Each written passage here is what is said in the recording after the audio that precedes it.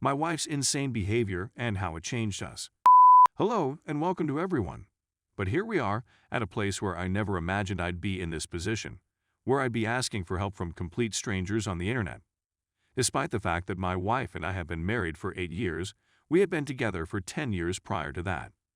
We met while in college and were each other's first and only love for the rest of our lives. In part as a result of this, I honestly believed we had an exceptional and great relationship, but it turns out it was only my perception. The last several months, my wife has been working at a new company. She struggled at first to fit in since she has always been reserved, but with my encouragement, she eventually made friends with a group of women, some of whom were single, divorced, or dating but not married.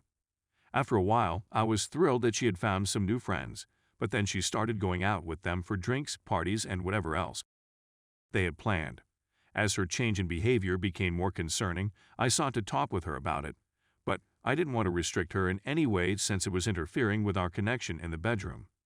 Despite the fact that my wife was not the kind to initiate intimacy, she was either too weary or not in the mood because of her continual going out. Her company recruited a new supervisor, whom my wife and her friends liked, at some point in the future. After a few fleeting references, she progressed to the point where she was praising him for how he handled particular issues that did not seem to be business-related. When I inquired about her connection with this particular gentleman, she ignored my concerns, to the point that she inquired if I regretted not having had more female experience before her, to which I responded that she was all that I ever need. I think I had a glimpse of sadness in her eyes for a single second, but she quickly shifted the conversation to another issue. When she offered open marriages as a means of enlivening our union, I was taken aback since my wife had never been this kind of person and, to be honest, was not a particularly liberal when it came to. I first rejected it and questioned if it had anything to do with the new boss, which she denied but said that she felt missed out and didn't want to lose me. Thus, this was a safer solution for both of us. Her response was hesitantly and naively as I warned her that she was risking her life by playing with fire. So we imposed several limits, the most important of which was not to sleep with anybody else in our home for a year. But my wife still goes on dates and has one-night stands, and then, as if I hadn't guessed it, she develops some kind of relationship with the manager. I, on the other hand, had a few of dates but no one-night stands since it felt strange to me, and my wife would ask if I was all right, but would not change her behavior because she thought it was strange. My love for her had gone, and the pure magical innocence of marriage was no longer there for me to enjoy. It was hurting me on the inside, I realized. I ended up going on a date with an extraordinary woman who had just relocated to the United States from South Korea. With her quick wit and infectious grin, she made it easy to forget about oneself in the midst of the conversation. It was just a matter of time until we were personal. I had never before had an encounter quite like the one I had with this lady. I had no clue a woman could be so kind and make a guy feel so desired.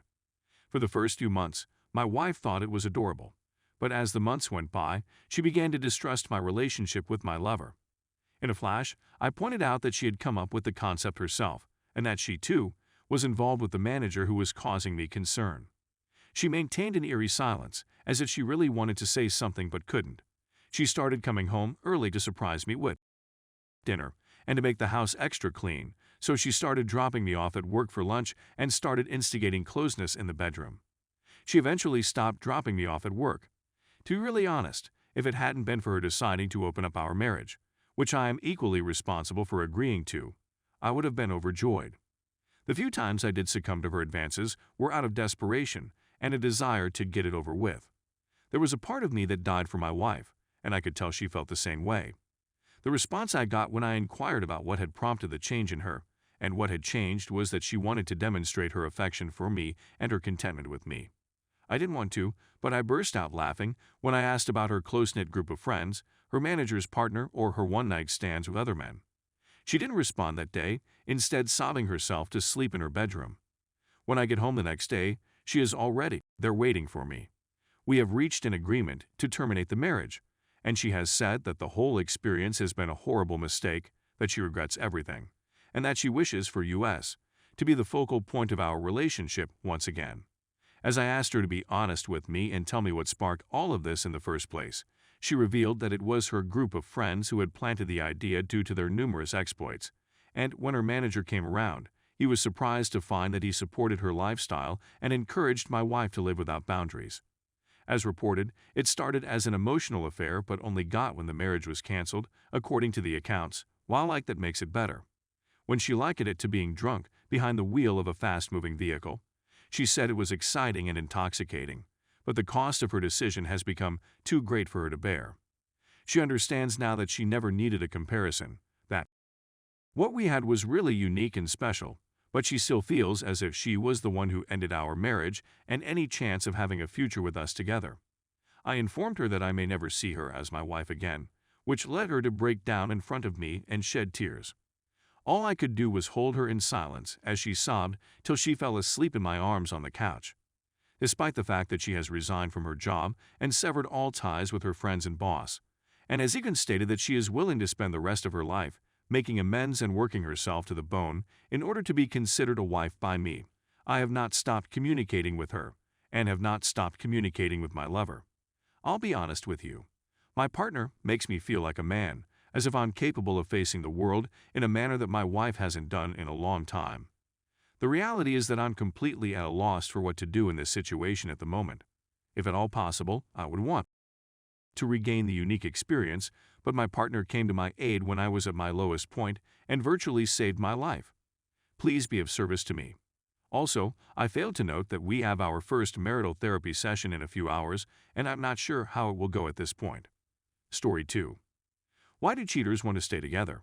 Even after you find out, here's my story. I had a girlfriend for nearly a half year, or something similar to 6 months, a few years back. Everything was okay, at least in my experience. We never argued, usually concluded discussions on the same note, and simply generally understood each other.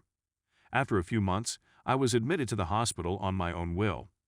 It was a mental institution since I thought my panic attacks were getting out of hand due to family concerns and such, which had so far had no major repercussions on my relationship, but I knew it would if I didn't address it, so I went into hospital for 2.5 weeks after a lengthy chat with my girlfriend. The first thing I saw when I walked out fresh, feeling wonderful and strong, was that this chick was now with another man. It was quite the moment, since I hadn't expected this to happen after we'd gotten along so well, but it was there. I sent her a simple message. She began talking about not knowing what was going to happen and how she couldn't wait. She believed we were done since I hadn't spoken to her in a long time, like I was in a mental institution. I couldn't speak to anybody outside until they phoned me, but that's not the intriguing part. We had our conversation after I said goodbye and wished them success. She began to rant and weep about not leaving her, about how the other person isn't as important to her as I am, etc. yada yada. I didn't care and ended all connections and communication with her, although feeling terrible for the man. They just met a week ago, and she immediately places him below her ex. So, regardless of my feelings against cheating and such, I typically understand the motivations for cheating, which are usually cowardice, not being mature enough to break up and such, or just the excitement. But this? I'm not sure why they want to remain together. Like if it's a one-time thing, she made a mistake, she was inquisitive, realized it was a terrible choice, okay. But if it's numerous instances, we know it wasn't a mistake, she genuinely wants it, and even if we stay together, she'll keep going. Then why? This makes absolutely no sense to me. This also applies to dishonest men, not just ladies.